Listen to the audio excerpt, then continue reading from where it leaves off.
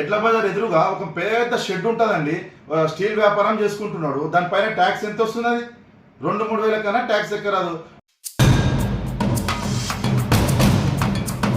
చైర్పర్సన్ని కలిసి తమ వార్డులో ఉన్న సమస్యలను వివరించడానికి వెళితే అందరి ముందు తనను కించపరచడమే కాకుండా మీడియా ముందు తనపై ఇంకా దుష్ప్రచారం చేయడం భావ్యం కాదని ఆవేదన వ్యక్తం చేస్తూ ఆక్రోశం వెలిబుచ్చుతూ కౌంటర్ ఇచ్చిన సంతోష్ గౌడ్ తర్వాత ఇంకో కౌన్సిలర్తో కలిసి వచ్చి నా ఛాంబర్లో ఫ్లోర్ లీడర్ల మీటింగ్ ఉంటే వీడియో తీయడం జరిగిందని చెప్పింది.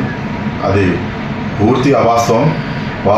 వాస్తవం జరిగింది ఏమంటే, ఆ రోజు నేను నా యొక్క వార్డ్ నెంబర్ 20 గాంధీనగర్కు సంబంధించిన ఒక సమస్యపై మున్సిపల్కి వెళ్ళడం జరిగింది. అక్కడ మున్సిపల్లో ఏ గారిని కలవడం కొరకు నేను ప్రయత్నం చేస్తే ఏ గారు చైర్పర్సన్ ఛాంబర్లో ఉన్నారని చెప్పిన తర్వాత బయట 1 అవర్ వెయిట్ చేసిన.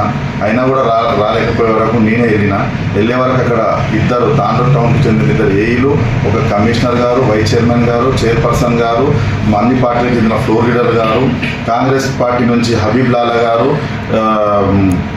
కిరణ్ గారు, బీజేపీ పార్టీ నుంచి ఇర్షాద్ గారు, అనిల్ గారు, వీళ్ళందరూ కూడా అక్కడ కూర్చొని ఉన్నారు. నేను మేడం గారికి రిక్వెస్ట్ చేసిన, మేడం 1 నిమిషం మాట్లాడేస్తాను మేడం అంటే వాళ్ళందరి ముందు నన్ను ఇన్సల్టింగ్గా మాట్లాడింది. మాట్లాడిన తర్వాత సరేలే అన్నట్టు నేను అక్కడిని వెయిట్ చేయమంటే వెయిట్ చేసిన.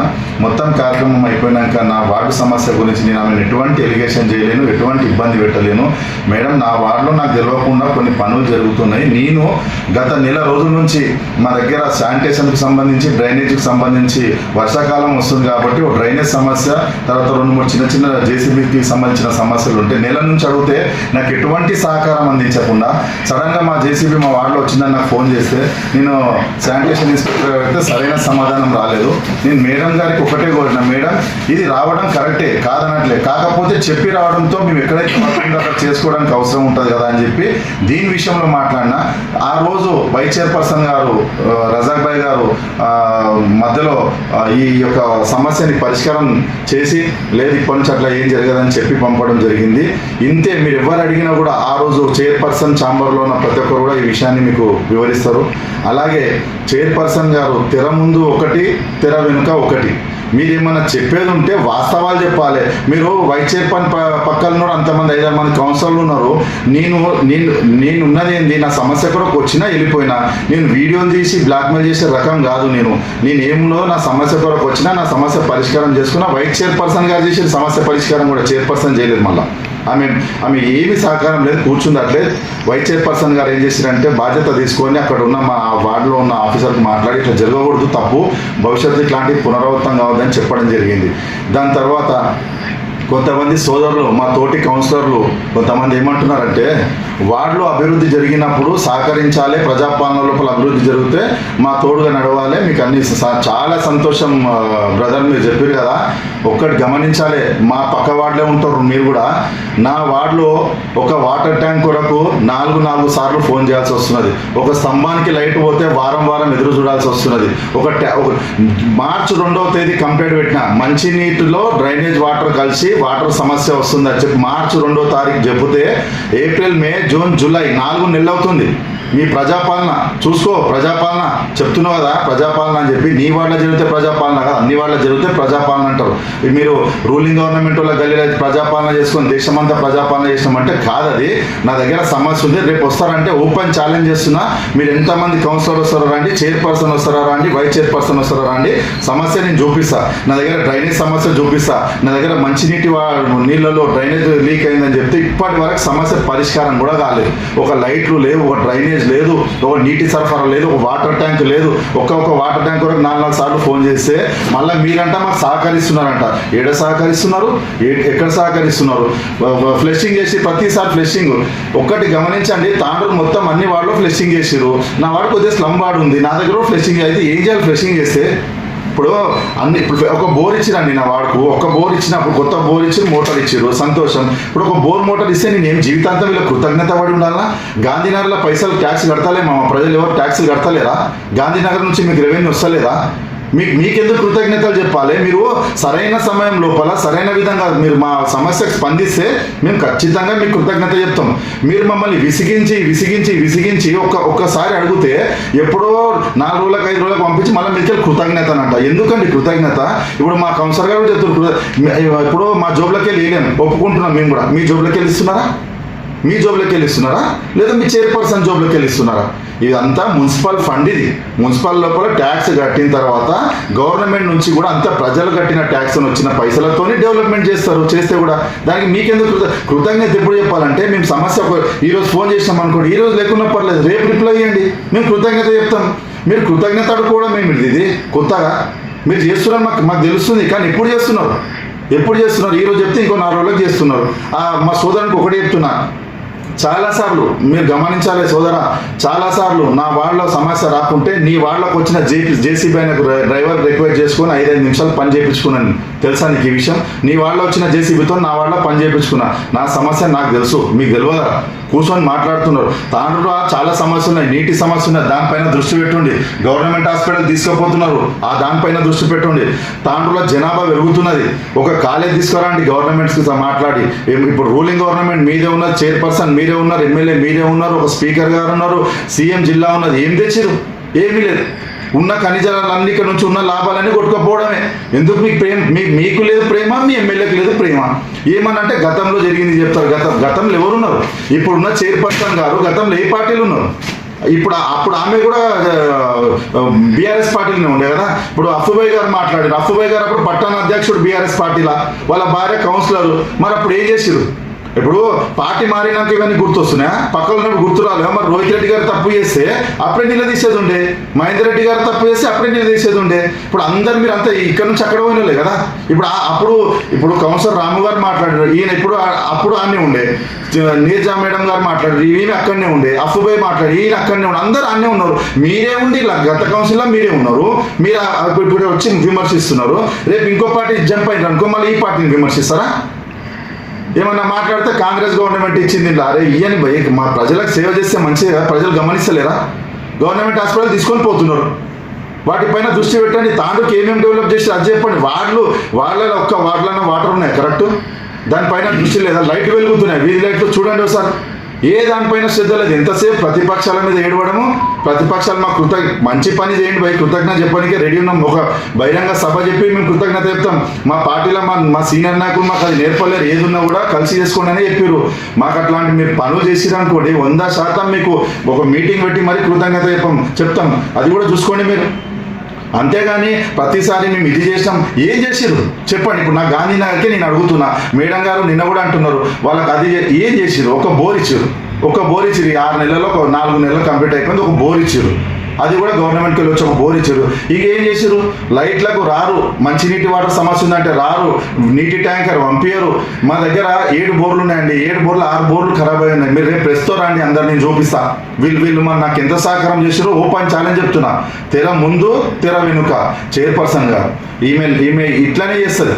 ముందు ఒకటి మాట్లాడుతుంది, మీడియా ముందు ఒకటి మాట్లాడుతుంది, మీడియా తర్వాత ఒకటి మాట్లాడుతుంది. మాకు ఎందుకండి మీ పైన కోపం? మొన్న మీ ఛాంబర్లోకి వచ్చి మీరు మాట్లాడింది ఏంది? మీరు మా బహిరంగ ప్రజలకు చెప్తున్నది ఏంది? మీతో గొడవడానికి రాలేను. ఆ రోజు జరిగింది ఏంది? గత నెల రోజు నుంచి కూడా రిక్వెస్ట్ చేస్తే ఏ పనులకు సహకరించారండి మీరు. ఈ రోజేమో మాకు ఇలా ప్రజల్లో తప్పుదో పట్టిస్తారు. ప్రజలు అన్నీ గమనిస్తున్నారు. మీరు చేసే ప్రతి కార్యక్రమం మీకు ఎంతసేపు పట్టణాభివృద్ధి మీద లేదు, మంచినీటి సమస్య మీద లేదు, లైట్ల మీద లేదు, డెవలప్మెంట్ మీద లేదు. ఎంతసేపు ప్రతిపక్షాల మీద బట్టగాల్చి మీదేయాలి, ఇక వాళ్ళే చూసుకుంటారన్న చందంగా మీ ప్రవర్తన ఉన్నది. దయచేసి పద్ధతి మార్చుకోండి.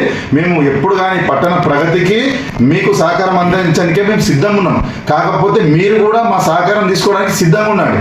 అంతేగాని ఏదో ఒకటి నోటికి వచ్చింది మాట్లాడి చేతులు దులుపుకుంటే ఊపుకునేది లేదు.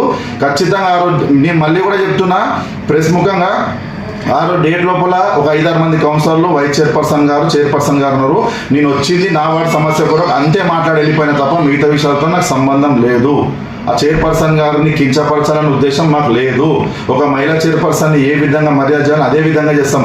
ఆమెకు ఒకవేళ ఈ చైర్పర్సన్ పదవి కొత్త ఉండి అర్థం కాక మా పైన అబండాలు వేస్తుందేమో, కానీ మేము అట్లాంటి వాళ్ళం కాము. మీరు ఖచ్చితంగా డెవలప్ చేయండి, మా సహకారం 100% ఉంటుంది. అంతే తప్ప లేనిపోయిన ఆరోపణలు మా పైన చేస్తే మాత్రం ఊరుకు. తాండూరులో మీరు గమనించినట్టయితే పొద్దున్న నుంచి సాయంత్రం వరకు అర్ధరాత్రి అయితే చెప్పొద్దు. ఉస్కా ట్రాక్టర్లు అది ఉంటుందంటే మీకు నా దగ్గర ప్రూఫ్స్ ఉన్నాయి. ఎటు పడితే అటు యాక్సిడెంట్లు. మొన్న గవర్నమెంట్ టీచర్నే గుద్దింది ఉస్కా ట్రాక్టర్. అంతకుముందు రోజు పాతాండ్రులో ఇంటికే గుద్దింది ఉస్కా ట్రాక్టర్. విచ్చలవిడిగా ఉస్కా వ్యాపారం జరుగుతున్నది. ఇక్కడేమో మున్సిపల్ ఆఫీస్లోనేమో డీ గారు గతి లేరు. మాకు 5-5 లక్షల రూపాయలు పని పెడతాం, వర్షాకాలం వస్తుంది, కల్వర్ట్లు కడతామని చెప్పారు. ఇప్పటిదాకా కీ లేదంటారు. డీ గారు ఉన్నప్పుడు పని చేయించుకోలేరు. ఇప్పుడు డీ గారు లేరని చెప్తారు. అసలు ఏం జరుగుతున్నదో సబ్ రిజిస్ట్రార్ లేరు, రిజిస్ట్రేషన్లు అయిపోయి ఉన్నాయి. అసలు ఏమైనా జరుగుతుందా? మీరు ఎక్కడ దృష్టి పెడుతున్నారు? మీరున్న చైర్పర్సన్ హోదాలో ఉన్న మీ మున్సిపల్, మన మున్సిపల్ డీ గారు లేదు. అక్కడ పనులు ఆగిపోయినాయి. ఆ డీ గారితో కీ లేదంటారు. ఇంకోరు ఇన్ఛార్జ్ డీ ఉన్నారంటారు. ఇన్ఛార్జ్ డీ ఇప్పటిదాకైనా ముఖం కూడా లేదు. మేము గతంలో కూడా పత్రికాముఖంగా చెప్పినాం, డీ గారిని నియమించండి. ఏ గ్రేడ్ మున్సిపాలిటీ ఉన్నది, మున్సిపాలిటీ ఏర్పడి 75వ సంవత్సరంలో అడుగు పెడుతున్నాము. మనం ఎంత ముందు ఉండాలి? ఏం జరుగుతున్నది? చౌరస్తా నుంచి బస్ స్టాండ్ తీసుకోండి, చౌరస్తా నుంచి ఎన్టీఆర్ నగర్ తీసుకోండి, చౌరస్తా నుంచి రైల్వే స్టేషన్ తీసుకోండి. లైట్లు వెలుగుతున్నాయా? మీ మనస్సాక్షి ఒప్పుకుంటుందా? మీ మనస్సాక్షి ఒప్పుకుంటుందా? కోర్టు రోడ్లో గత నెల రోజుల లైట్లు వెలుగుతలేవు. మీతో మా గట్టిగా మాట్లాడితే సిబ్బంది లేరంటారు. సిబ్బంది లేకుంటే తెచ్చుకోండి. మేము ప్రతిపక్షంలో ఉన్నారా? మీరేమన్నా అధికార పక్షంలో ఉన్నారు. ఎమ్మెల్యే గారికి చెప్పండి, పోయి తీసుకురమ్మని చెప్పండి. ఇక్కడ కరెక్ట్ లేబర్ లేరు, కరెక్ట్ ఇది లేదని చెప్పి తీసుకోండి. మీ గవర్నమెంటు, మీ స్పీకరు, మీ సీఎం, మీ ఎమ్మెల్యే, మీ చైర్పర్సన్ వీటిపైన లేదు దృష్టి. వాళ్ళేమన్నారు, వీళ్ళేమన్నారు, వాళ్ళేమంటున్నారు, వీళ్ళేమంటారు, పక్కలో లేనిది ఈ ఉసులేంది, ఆ ఉసులేంది. ఉసులు ఎవరు చేస్తున్నారు మాకు తెలియదా? మాకు అన్నీ తెలుసు. ఉసులు ఎవరు చేస్తున్నారు అనేది. ఒక చిన్న డబ్బా కొరకు లేనిపోయిన ఆరోపణలు చేస్తున్నారు. మాకు తెలియదా డబ్బా సంగతి ఏందో, గతంలో జరిగిందేందో, భవిష్యత్తు జరిగిందేందో? రండి, మేము చూపిస్తాం. ఇప్పుడు మనము ఎడ్ల బజార్ ఎదురుగా ఒక పెద్ద షెడ్ ఉంటుందండి. స్టీల్ వ్యాపారం చేసుకుంటున్నాడు. దానిపైన ట్యాక్స్ ఎంత వస్తున్నది? 2-3 వేల కన్నా ట్యాక్స్ ఎక్కరాదు. లక్షల్లో సంవత్సరం కోట్లలో వ్యాపారం జరుగుతున్నది. మరి ఇట్లాంటి షాపులు చాలా ఉన్నాయి. వాటిపైన వదిలేసి ఏదో 2 ఎడ్లు కట్టుకుంటున్న ఒక వ్యాపారి సాయిపూర్లో 2 ఎడ్లు కట్టుకొని చేసే వ్యాపారిని ఇబ్బంది గురి చేస్తున్నారు. 50 గజాల ఇది ఇష్టం వచ్చినట్టు వ్యాపారాలు ఉన్నాయి. మీరు హైదరాబాద్ రోడ్ తీసుకోండి, గౌతపూర్ రోడ్ తీసుకోండి, తర్వాత కోడంగల్ రోడ్ తీసుకోండి. మీరు ఎన్ని ఉన్నాయి అనుకున్నావు డబ్బాలు? విపరీతం ఏం ట్యాక్స్ వసూలు చేస్తున్నారో చూపించండి. ఇవన్నీ ఇక్కడ ఎవరి జోబులోకి పోతున్నాయి? కమిషన్లు అంతా ఎవరి జోబులోకి వెళ్తున్నాయి? సాయిపూర్లో చిన్న వాడు ఎడ్లు కట్టుకుంటే పాపం ఒక రైతు వాడిని ఇబ్బందికి గురి చేసి తిప్పలు పెడుతున్నారు. దానికి మేము ఏమైనా మాట్లాడితే మా ఫ్లోర్ లీడర్కి ఏమంటారు, ఆడ లక్షలు తిన్నారంటున్నారు. అరే వాళ్ళు ఎందుకు లక్షలు తింటారు భయ్? వాళ్ళ ఇంట్లో జీతగాళ్ళకి ఇస్తారు 1-2 లక్షల జీతాలు. వాళ్ళ ఇంట్లో కరెంటు బిల్లు ఉంటుంది 50-60 వేలు. అట్లా మాట్లాడొద్దు. దేనికైనా కానీ ఒక పద్ధతితో మాట్లాడాలి. మీ వేరే లేవా? రండి, మేము చూపిస్తాం రండి. మాతో పాటు ఎన్నెన్ని డబ్బాలు ఉన్నాయి, ఎక్కడెక్కడ ఏమేమి ఉన్నాయి, వాటి జోలికి ఎందుకు పోతలేరు? మీరు చౌరస్తా నుంచి ఇక్కడ ఎన్టీఆర్ నగర్ దగ్గర తీసుకోండి. మీరు ప్రతి షాప్ చూసుకోండి, వసూలు చేస్తున్నారు ట్యాక్సులు. వసూలు చేయకుంటే ఎవరి జోబులోకి పోతున్నాయి? రెసిడెన్స్ నెంబర్లు తీసుకొని కమర్షియల్ యూజ్ చేస్తున్నారు. వాటిపైన లేదు మీకు ధ్యానం. వాటిపైన ఎవరు ధ్యానం పెడుతున్నారు? ఎంతసేపు పక్కపాటల మీద అని చెప్పడం తప్ప వేరే లేదు. ఉసుక కూడా విపరీతమైన ఉసుక. రోడ్ల దగ్గర కమిషన్లే, ఉసుకల దగ్గర కమిషన్లే. ఆ ప్రాజెక్ట్ కడుతున్నాం, మీ ప్రాజెక్ట్ కడుతున్నాం. ప్రాజెక్టుకు అవసరమైన ఉసుక 100 ట్రాక్టర్లు అయితే 1000 ట్రాక్టర్లు తీసుకొని 900 ట్రాక్టర్లు అమ్ముతున్నారు. మీరు తెలియదా? పబ్లిక్ అందరికీ తెలుసు. మా జోలికి వచ్చే ముందు ఖబర్దార్, మీరు జాగ్రత్త. మీరు అన్ని విషయాల్లో మంచిగా ఉండి మా జోలికి రండి. మేము ఏమంటున్నామంటే ఎమ్మెల్యే గారి స్థాయికి కృతజ్ఞత చెప్తాం, చైర్పర్సన్ గారి స్థాయికి కృతజ్ఞత చెప్తాం, ప్రభుత్వ అధికారులకు కృతజ్ఞత చెప్తాం. ఎప్పుడు మీరు సరైన సమయంలో స్పందించి సరిగ్గా మాకు పనులు చేస్తే ఖచ్చితంగా మీకు కృతజ్ఞత భావం చూపిస్తాం. లేకుండా ఊకే ఏదో ముఖానికి మమ్మల్ని వేసి తెర ముందు ఒకటి మాట్లాడతాం, తెర వెంట ఒకటి మాట్లాడతాం అంటే ఊకునే సమస్యనే లేదు. ఎంత దూరమైనా ప్రజల కొరకు పోరాడతాం. మీరు మాకు పనులు చేయమని బెదిరిస్తున్నారు ఇండైరెక్ట్గా. మా ప్రజలంతా గమనిస్తున్నారు. ఎంతో దూరంలో లేదు మీ పాలన. ఇంకో 2 సంవత్సరాలు ఓపిక పట్టండి. ప్రజలే మీకు తగిన బుద్ధి చెప్తారు. కాబట్టి మీరు ఒకవేళ చేసేది ఉంటే అందరితో కలిసి చేసినట్టు ఇప్పటికీ మీకు అవకాశం ఉన్నది. పట్టణం డెవలప్ చేయడానికి చేస్తే సంతోషం, చేయకుండా మేము మా వార్డు ప్రజలకు మేము జవాబు చెప్పుకుంటాము. మీరు ఒకవేళ చేసేది లేదు ఉంటే తర్వాత ఏమైతే చూసుకుందాం.